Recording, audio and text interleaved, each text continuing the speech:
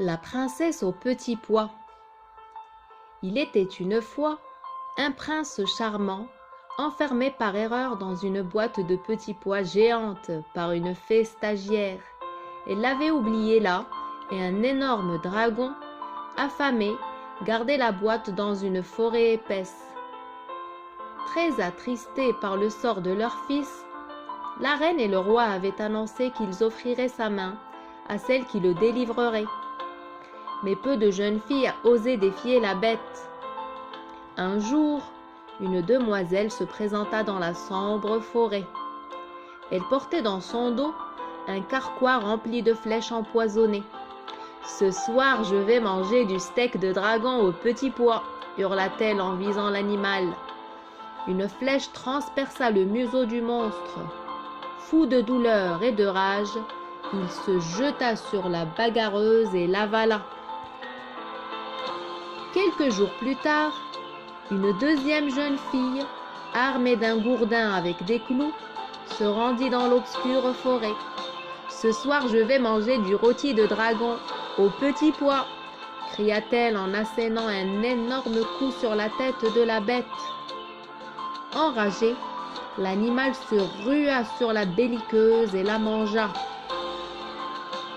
À l'autre bout de la forêt, une toute jeune fille vivait seule avec sa mère dans une modeste cabane. On l'appelait Rose-Joue, car elle rougissait facilement. Mais elle se montrait aussi d'une rare intelligence et d'une grande gentillesse. Sa mère en était très fière, mais un jour, l'argent vint à manquer.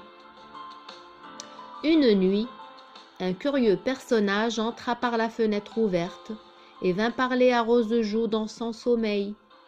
Il lui dit qu'un trésor se trouvait dans le ventre de la bête. La jeune fille fit alors un effort énorme pour sortir de sa timidité et se rendit auprès du dragon pour l'observer. L'animal tournait en rond, léchant de temps à autre les petits pois de l'étiquette. Le lendemain, malgré sa faim, la jeune fille résolut d'offrir à la créature sa propre assiette de soupe. Le dragon se jeta sur le frugal repas, puis s'assoupit. Rose-Joue resta près de lui à chantonner. Quand la bête s'éveilla, elle parut apaisée et heureuse. La demoiselle vint tous les jours présenter sa maigre nourriture au dragon, si bien que l'étrange animal se mit à lui parler. Il demanda à Rose-Joue comment il pouvait la remercier. La jeune fille expliqua qu'un prince était prisonnier dans la boîte et que rien ne la rendrait plus heureuse que de le libérer. Qu'à cela ne tienne, la bête était ravie de lui rendre ce service. Rose-Joue retourna donc dans sa cabane et en revint avec le hallebarde de son père. La demoiselle n'était pas seulement réservée, elle était aussi volontaire et vigoureuse. Elle monta d'abord sur le couvercle en traînant derrière elle le lourd instrument. Ensuite, elle rassembla ses forces pour donner un grand coup de dent. La boîte résistait.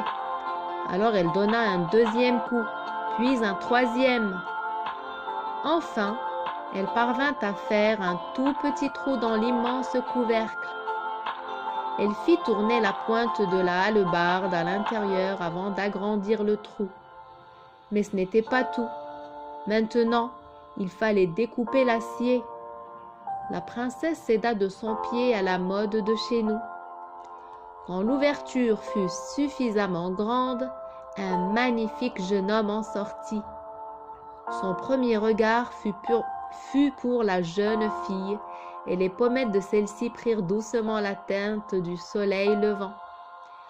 Le prince trouva cela charmant et tomba immédiatement amoureux. Il transforma quelques petits pois en perles de nacre et en fit un collier qui lui posa autour du cou. C'est ainsi que Rose-Joue devint la princesse aux petits pois.